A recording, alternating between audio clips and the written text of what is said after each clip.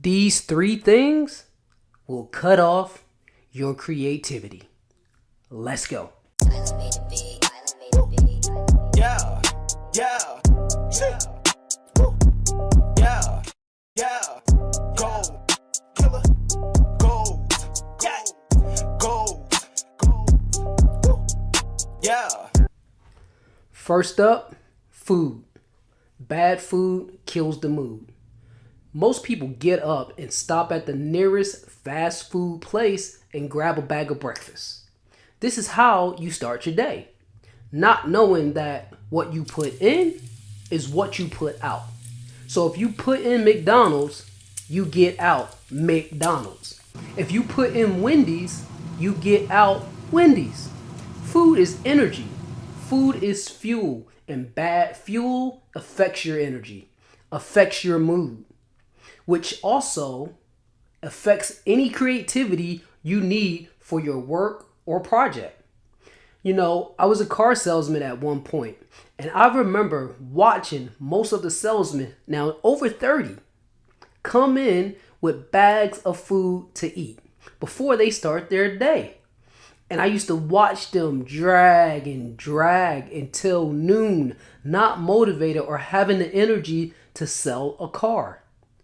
And they would do this the whole month, affecting their paycheck. You know, they say breakfast is the food of champions.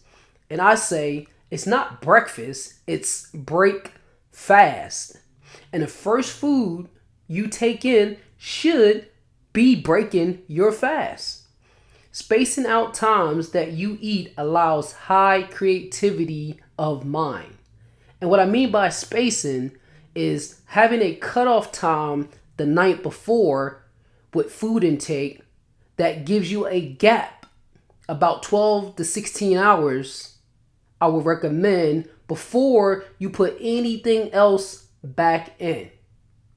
So food is fuel, and your creativity depends on the food you put in and also how often it goes in. All right, next up on the ballot is teacher student. Always the teacher, never the student, aka being a know-it-all cuts off creativity. Know-it-all closes the channel of creation. You pause your mind from input, and it's the input that you need to be creative. Let me say that again. It's the input that you need to be creative, to be open.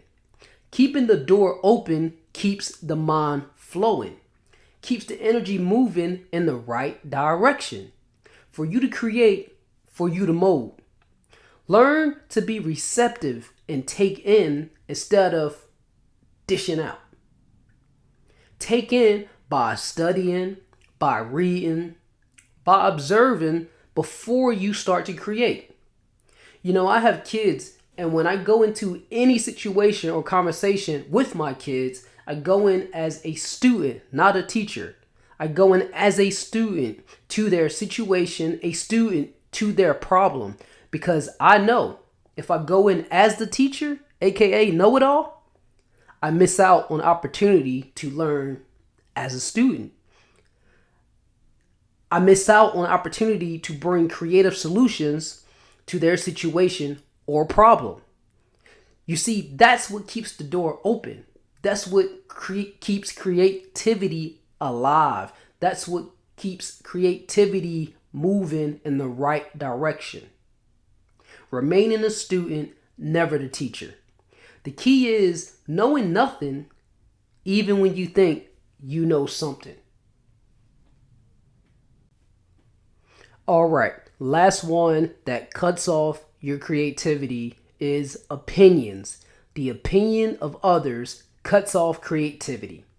Opinions before creation keeps you with a blank canvas. Thinking about what people think keeps you from starting. Opinions will hinder your process, and you will continue to second guess which way to do anything. Just learn how to freely create, and let's be shocked together what comes out. When you think you know what people like, you'll be wrong. When you think you know what people want, you'll also be wrong.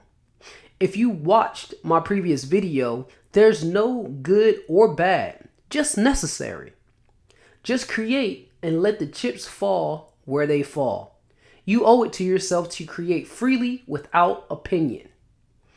What if the artist Jean-Michel Basquiat worried about opinions when creating his art? Letting the few opinions of others guide each stroke of his paintbrush, he wouldn't be himself. He would be a mere mortal making art that's not free of opinion. So create and let the opinions come after. Some will be good, some will be bad. So what? We still create first. Be perfectly imperfect and just do. And let everything fall how it falls.